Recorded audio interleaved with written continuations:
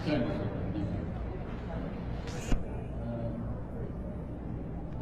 Judge Noel Jr. Isbalo, Senator Pacquiao, ang kaibigan ko na natalik. Rogelio Pacquiao, the congressman, Governor Chongyan Solon, President Peralta, the Vice Governor, board members of the other officials of the province of Sarangani. Sir Kabit, kumusta po kayo?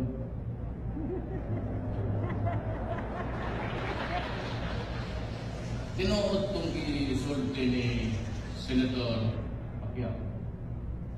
He went to Marco Polo Hotel one night and he talked to me. He said he was there just to talk to me to run for the presidency. Another time I was still vacillating because of the reasons I have already given you many times that I probably with the family. My wife is sick with cancer, third stage now. She was scheduled to be operated on. Then you know very well na matanda na ako. I'm old.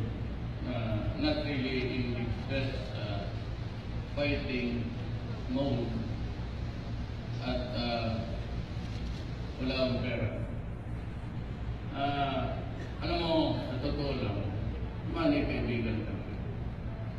And I never really regretted just saying na kung sino man ang malapit sa puso mo, you're happy.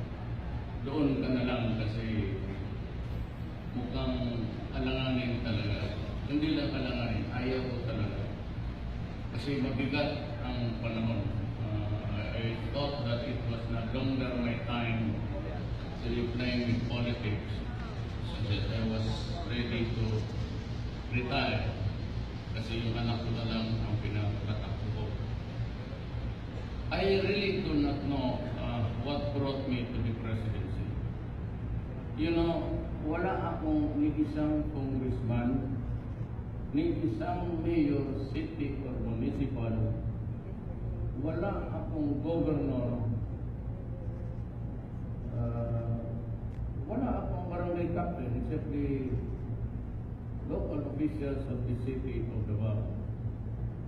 And at that time, when I was starting the hosting, wala namang masyadong tao, but every time, progressively, over time, ni nagkaanam o kadaghan, at maybe I was mesmerized or bewildered for that matter, na murag ang tao, nagdilig man po sa ako. You know, having had no supporter in every town, I just went along to deliver my peace. And nung maraming kampanya, maraming tao, pumasok sa isip ko na baka pwede. But the problem again was the money. But somehow, yung mga taga-Davao kong local funding, and I assure you that I never really accepted any money from any mining company. Yan masiguro ninyo, kasi tanong mo. And even the big time having contracts, Lusutan, for example, offered money. Iniwasan mo. Kasi not because it is a bad practice. Usually, elections. Pero, mahirap na kasi na matalik ka, makumpulisin ka. And I was on a shoestring budget. And umabot ako sa talagang election day. Ang ano ko lang yung mga tao, paski saan ako pumunta, ay subwak tawag na sa Bidera. Bid to the brim sa Luneta, and I was putting in ako sa monitor TV, yung sa taas na yung drone. And when I saw the crowd, sinabi ko sa asawa ko, baka manalo. Kasi sobra ka ng number. And up, I said, until there's a top, right across the Plaza Puno. Sabi ko, baka sakali. And then I just prayed to God that I've been given the chance to serve the country. Anyway, I'm already there. Now that I'm president, not yet, but soon, inshallah, kita po.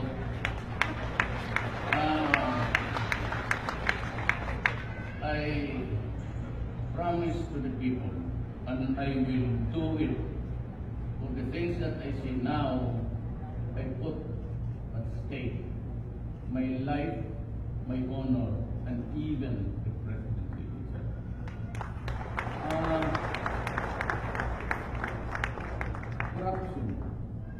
Corruption must stop.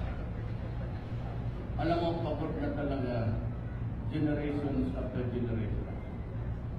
Well, may I just also would like to remind you that there was only one Davao at the time. I do not want to offend anybody. It is not a particular person that is really the target. But sabi ko, ang BIR, an institution known to be corrupt since time immemorial. Kailangan huminto na kayo. Customs. For the longest time, maganda ang buhay ninyo. Not just the BIR. On the side, except your salary, mayroon kayong kinikita na parang allowance mo na lang yung sweldo mo. Huwag na lang tayo magbulahan. Ayaw ko magbula-bula ng tao. Diretsahan na lang tayo. So, this time, you have to change your lifestyle, less expense. Maybe if you buy a car every other year, make it 5 years. And try to be just an ordinary government worker. And I assure you that I never really accepted any money from any mining company. Yan masiguro ninyo, paski tanongin mo.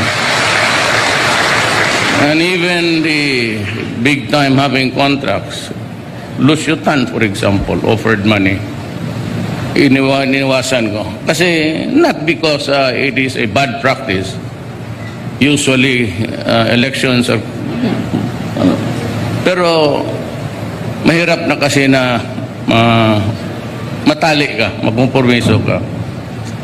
And I was on a kasi priority ko is 1, education, 2nd is health, 3rd is education.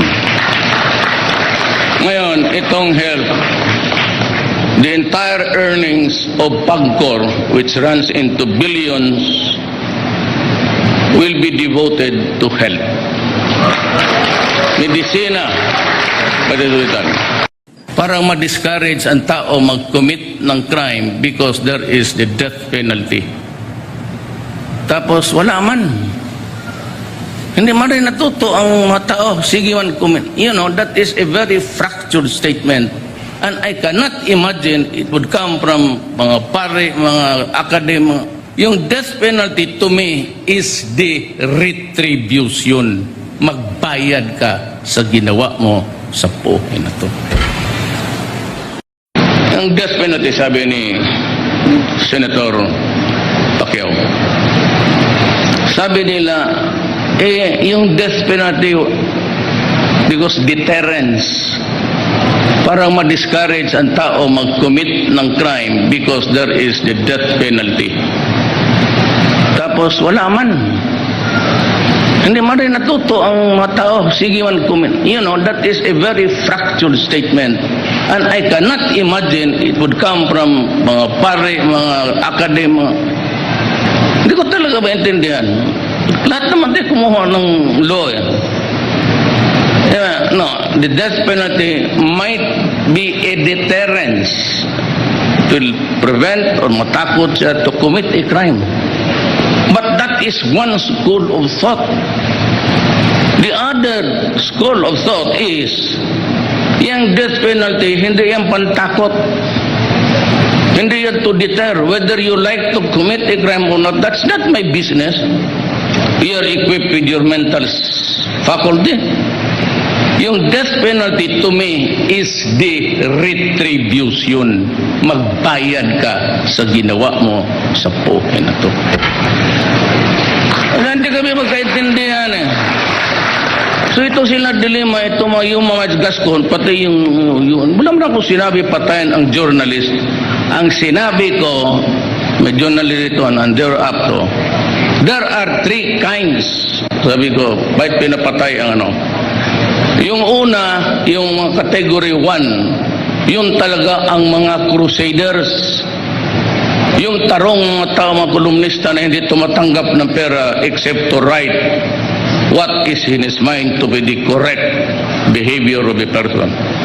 The second one is ito yung mga announcer, ito yung mga broadcaster na mouthpiece ng mga kumpanya niya. Yan. ABS-CBN, maraming kumpanya yan. Pangilinan Action 5. Yan sila ang may mga newspaper. They are there to protect their vested interest. Pag inaatake sila, ito na yung magdidepensa sa kanila. Just to influence the thinking of itong media kasi, the danger kasi ng media dito, kaya ayaw ko na sila. The penchant to slant the story or to angling. Sabi ko, itong pangatlong grupo, ito yung pinapatay. DC, AC, tanggap dito, tanggap doon, atakihin yung may mga illegal dyan, tapos magbigay, pag gusto ng dagdag, atakihon, ito talaga yung namamatay. Alam natin yan. And yet, when the news came out of ABS, pati sa mga bunganga nitong mga, kaya sabi ko, dudumi talaga ng isip niya, mga puta. Kinakalimutan nila yun.